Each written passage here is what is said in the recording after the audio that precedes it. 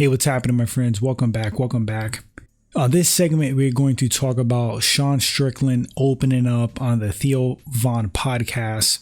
He got pretty emotional, diving into his childhood trauma. It was interesting seeing such a tough guy like Sean Strickland have a breakdown.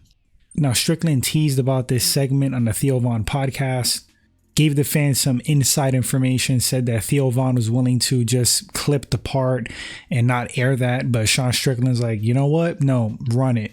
Because it's reality, that's real life stuff. And you know what? I commend him for that. Sean Strickland joked here and there, you know what I mean, that he was acting soft like a woman in his words. That his ovaries were like surfacing or showing. And you know, it's all funny. He likes to joke, but that clip right there, man, that's reality.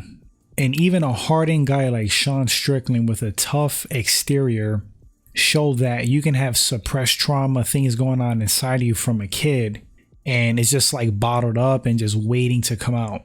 Now you got dummies on the internet making fun of Sean Strickland, and you have smart people, wise people commending him and giving him a pat on his back because it's kind of breaking down barriers. Like, men should be able to talk about these things. I know, like, when I was growing up, being a little bit older, there was like this stigma and this notion that boys shouldn't cry, men shouldn't cry. You have to be stoic, you have to be robotic. And to be honest with you, there is a place for that. And in many ways, I think that's missing in modern society. Like, we're losing a certain level of like masculinity and toughness.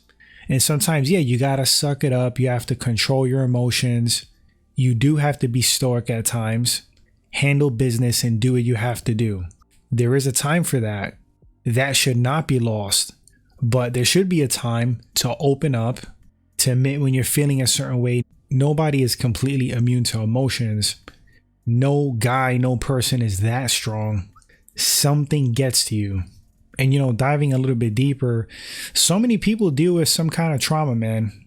It doesn't have to be like hardcore abuse. It could just be like events, traumatic events, sad things, family members dying, you losing your pet a certain way. You know, obviously, if your dog gets hit by a car when you're 7 years old, that's traumatic. So many dudes deal with things like from when they were a kid. And I'm one of them. I mean, I grew up, I had kind of like a rough childhood in many respects.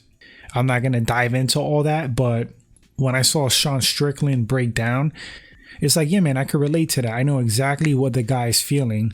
He's sitting there, he's trying to hold his tears back, he's clenching his fist. It was tough to watch, man. You really felt for him. And I guess some of the backlash is the fact that Sean Strickland likes to get on people. He cracks jokes, he's kind of harsh, he's pretty brutal in that respect. But he himself says that there's some limits. He doesn't joke about like child abuse. That was his issue with Drickus, you know, at their first press conference. He felt like Drickus was going there, you know, kind of going low. And yeah, you know, a lot of fans, they're getting on Strickland because they feel like he could dish it out. He should be able to take it. Somewhat of a fair point. I personally do believe there's limits to things, limits to trash talk and like a sporting atmosphere and scenario. I know many feel the same way. That's why fans got on Kobe Covington for his comments about Leon Edwards' father. But back to the main topic. Look, I just want to give Sean Strickland mega respect. It actually takes guts and heart to lay it all out like that and bare your soul, wear your heart on your sleeve. I feel like it's commendable. My respect level for him went up. I think it's breaking down barriers, showing that, yeah, men could cry, men could open up. Sometimes you got things bottled up, like really hurting you. And I'm not trying to get all Dr. Phil here. Like, this is a mixed martial arts and fighting podcast, but Strickland shouldn't be ashamed of himself. He shouldn't hold his head down.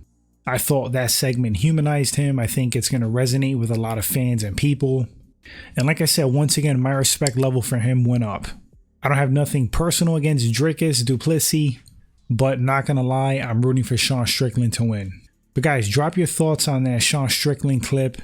What did you think about that segment? What did you think about Sean Strickland opening up a bit? Did it kind of get you? Did it tug at your heartstrings? Did you feel for him? Did you relate?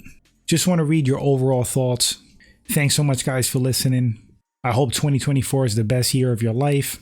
Sincerely mean that, and I'll catch you guys on the next segment. Until then, take care, my friends.